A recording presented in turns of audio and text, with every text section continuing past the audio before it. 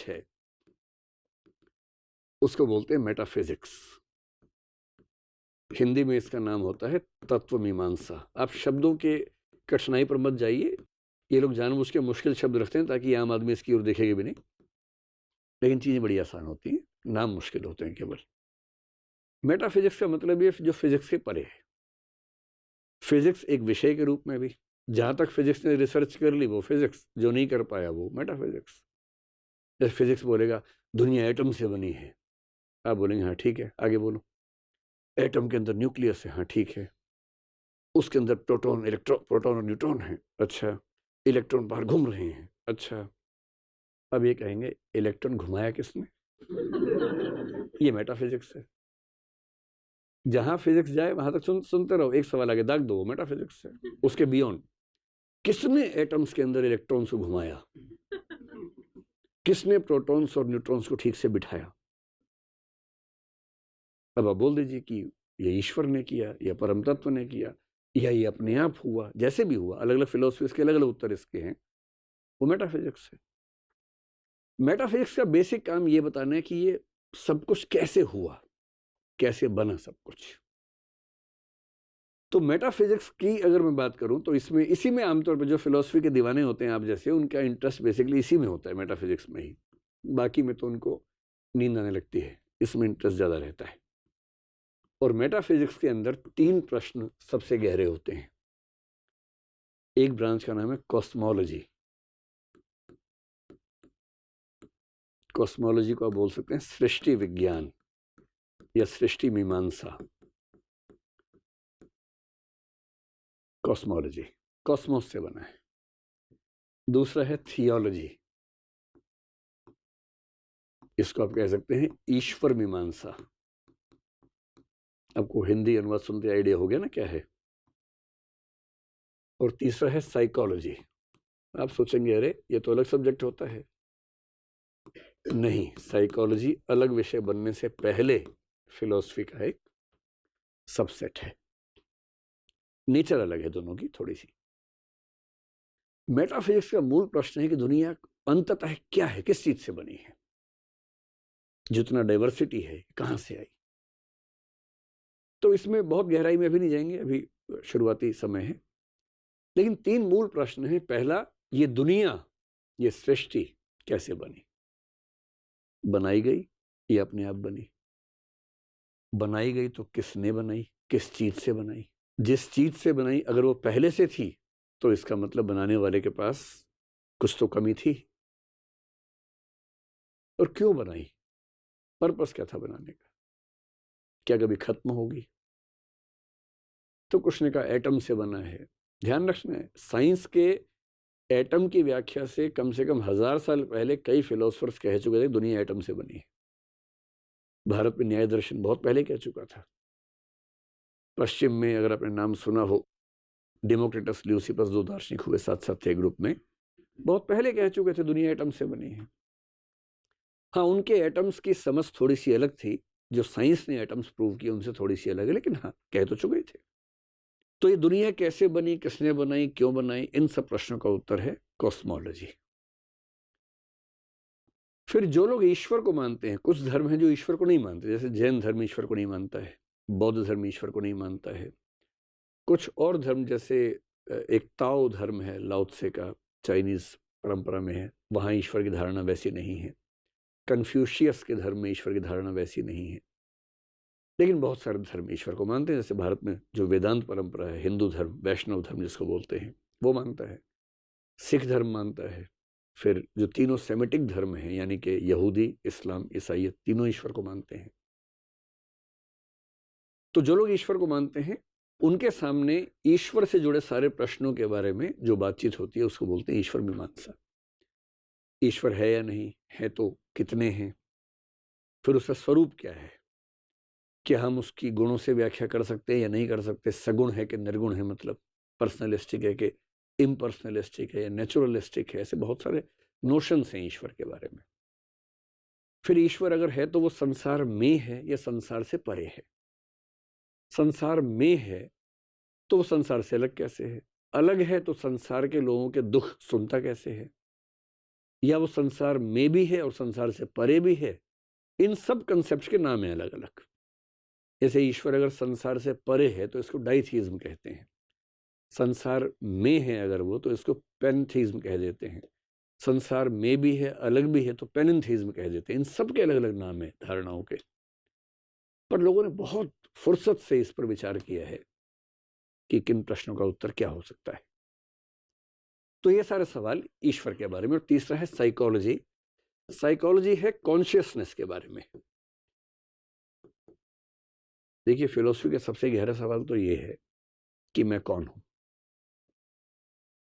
एक बॉडी है हम सबके पास, वो तो मर जाती है, खत्म हो जाती है, लेकिन लोग ये नहीं कहते कि मेरा हाथ लंबा है, मेरे शरीर का वजन इतना। लोग बोलते हैं मेरा वजन इतना है। तो ये मैं क्या चीज है? तो कुछ लोग कहते हैं नहीं, शरीर तो आनी जानी चीज है, आत्मा है असली चीज, मैं आत्मा हूं। इसी को उपनिषदों में अहम ब्रह्मास्मि तक कहा गया, जहां ब्रह्म और आत्मा को तत्वमसि कह के एक ही बताया गया, अयम आत्मा ब्रह्म कहा गया। एक धारणा है कि हम आत्मा हैं। और ये सारे सवाल क्यों पैदा होते हैं? क्योंकि हम सोचते हैं, महसूस करते हैं, इमोशंस आते हैं। और सोचने वाला काम, इमोशंस वाला काम, महसूस करने वाला काम ना आंख कर सकती है, ना कान कर सकता है, ना नाक कर सकता, ना हाथ, ना पैर, बॉडी नहीं कर सकती, ऐसी एक धारणा है। तो अगर बॉडी सोच नहीं सकती है तो कोई तो है जो सोच रहा है। वो जो सोचने वाला है वो कौन है? और इसी थीम पर सोचते सोचते पश्चिम का एक दार्शनिक डेकार्ट हुआ, जिसने कहा कोजिटो एर्गो सुम, यानी I think therefore I am. ये आपने सुना होगा, टी शर्ट पे लिखा होता है आजकल लोगों की, पढ़ते नहीं, इसका मतलब क्या है? टी शर्ट पे लिखवा के घूमते रहते हैं, I think therefore I am. मैं सोचता हूं इसलिए मैं हूं। वो बेचारा डेकार्ट 17वीं सेंचुरी का दार्शनिक, न्यूटन के समय का दार्शनिक है। वो ये कहना चाह रहा है कि मैं सोचता हूं, बॉडी नहीं सोचती है, कोई तो सोच ही रहा है, जो सोच रहा है वही मैं हूं, वही आत्मा है। सुन के कितना अच्छा लगता है। आपको भी लग रहा होगा ना कि आत्मा फाइनल हो गई अब तो। कितना अच्छा लगता सुन के, मजा आया था सुन के। लेकिन इसके बाद कंप्यूटर विकसित हो गए, और कंप्यूटर के सीपीयू में आत्मा नहीं लगाई जाती है, हार्ड डिस्क होती है। और उसमें क्या क्या होता है? एक एल्गोरिथमिक एएलयू होती है, अरिथमेटिक और लॉजिकल यूनिट होती है, एक मेमोरी यूनिट होती है। और वो सीपीयू और उसके पार्ट्स बिना आत्मा के गणितीय सवाल भी सॉल्व कर देते हैं, रीजनिंग भी हमसे अच्छे कर लेते हैं। अब तो लैंग्वेज भी करने लग गए हैं। उनकी मेमोरी भी हमसे शार्प हो गई है। हम तो भूल भी जाते हैं, वो भूलते ही नहीं कभी। हमें याद रहे तो भी कई बार निकाल नहीं पाते बाहर कि यार 1 मिनट रुको, याद नहीं आ रहा, याद नहीं आ रहा, याद नहीं आ रहा। एग्जाम के बाहर निकलते याद आ जाता है। कंप्यूटर में तो ये भी नहीं होता कि जो है खटाक से रिट्रीव हो जाता है, याद आ जाता है। उनका तो ये भी है कि अगर मेमोरी ज्यादा होगी कंप्यूटर में, हार्ड डिस्क में ली, बाहर निकाल ली और भर ली, बाद में फिर अंदर ले आए। हम तो ये भी नहीं कर सकते, थोड़ा बाहर निकाल दिया फिर वापस लेके आ गए, बाहर निकला तो फिर निकल ही गया कि बार में काम खत्म। अब कंप्यूटर के विकास ने और आर्टिफिशियल इंटेलिजेंस के बाद तो बड़ी तबाही है। मनुष्य एक ही भरोसे पे चल रहा है पिछले 20-25 साल से कि आर्टिफिशियल इंटेलिजेंस कुछ भी कर ले, क्रिएटिव थिंकिंग नहीं कर सकती, इमोटिव तरीके से नहीं सोच सकती। इन दावों की हवा 10 साल में निकल जाएगी, और 2 दिन पहले निकल भी गई है। बल्कि 2 दिन पहले हमारी टीम के एक मेंबर ने मुझे एक ऐप दिखाई। उसने क्या दिखाई? उस दिन पता नहीं क्या तबाही गई, कई लोगों ने मुझे लिंक भेजा उस ऐप का अलग अलग जगह से। एक AI, पता नहीं क्या उसका नाम है, आप कहेंगे तो बता दूंगा, आपको पता ही होगा, आप लोग तो यंग लोग हैं। ऐसी ऐप आ गई है कि आपको कहानी भी अगर लिखनी है, उसमें क्रिमिनल कहानी लिखनी है, मान लीजिए सनसनी वाली कहानी, ऊपर इंडेक्स में आप लिखेंगे कि भाई ऐसी कहानी लिखनी है, ये कैरेक्टर का नाम है, ये हत्यारा होना चाहिए, ये पुलिस वाला होना चाहिए, अब एक कहानी सोचो, एंटर करो। 3-4-5 सेकंड में एकदम एक नई कहानी लिखी हो जाती है। ये क्रिएटिव थिंकिंग नहीं है तो और क्या है? बड़ी तबाही आने वाली है आने वाले समय में। जितना हमको लगता है कि हम लोग बहुत ही यूनिक टाइप के लोग हैं, कुछ नहीं है। हम गोरिल्ला के चचेरे भाई हैं। हम दरअसल वही हैं। हम पेड़ पौधों के 370 करोड़ साल बाद के वंशज हैं, और उसी तरीके से हमारा विकास हुआ। तो कॉन्शियसनेस की पूरी स्टडी फिलोसफी में जब करते हैं, इसको बोलते हैं साइकोलॉजी।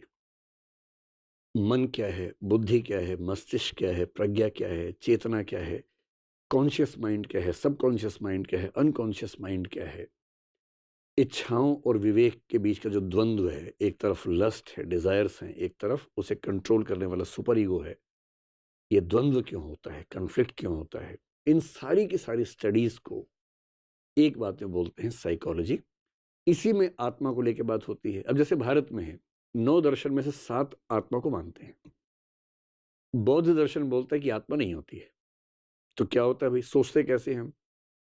तो सरल भाषा में कहें तो जैसे तार के अंदर जो करंट है बिजली का, वो इलेक्ट्रॉन्स का प्रवाह है, ठीक वैसे ही आत्मा नहीं है। चेतना एक प्रवाह में रहती है, एक फ्लो में रहती है, नदी की तरह रहती है, कोई वस्तु नहीं है। उनका भी काम चल गया। और चारवाक तो अपना अलग ही रहता है एकदम। उससे किसी ने पूछा भाई क्या है, आत्मा है? बोले आत्मा क्या होती है? कुछ नहीं होती आत्मा। तो चेतना प्रवाह, बोले ये भी कुछ नहीं होता है।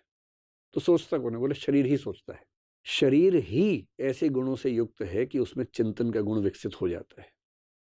लोगों ने इतना मजाक बनाया, हम भी खूब मजाक बनाते थे उसका पढ़ाई के दिनों में, लेकिन कंप्यूटर के विकास के बाद लगता है कि ये सही ना साबित हो जाए। अगर भौतिक वस्तुओं से बना हुआ कंप्यूटर सोच पा रहा है, तो भौतिक शरीर क्यों नहीं सोच सकता? कम से कम सोचने का एक तरीका तो है। और ठीक यही सब थॉट प्रोसेसेस पश्चिम में भी हैं, अलग अलग दार्शनिक हैं, वहां भी लगभग एक जैसी बातें हैं। यहां भी लोग सोच रहे हैं, वहां भी सोच रहे हैं। और आत्मा को लेकर भारत के लोगों का विश्वास बड़ा गहरा है। नैनम छिन्दन्ति शस्त्राणि नैनम दहति पावकः न चैनम क्लेदयन्त्यापो न शोषयति मारुतः। सुना है आपने? गीता में इसका जिक्र है। आत्मा अजर है, अमर है। शस्त्र काट नहीं सकते, हवा सुखा नहीं सकती, पानी भिगा नहीं सकता इसको। अमर है, नित्य है। लेकिन साइकोलॉजी में हर तरह की धारणा, भारत की, पश्चिम की, उन सबको पढ़ने का रिवाज है। आप समझ पा रहे हैं या दर्शन से मन उब गया आप लोगों का? अभी नहीं उबा? चलिए 1 घंटे बाद देखते हैं।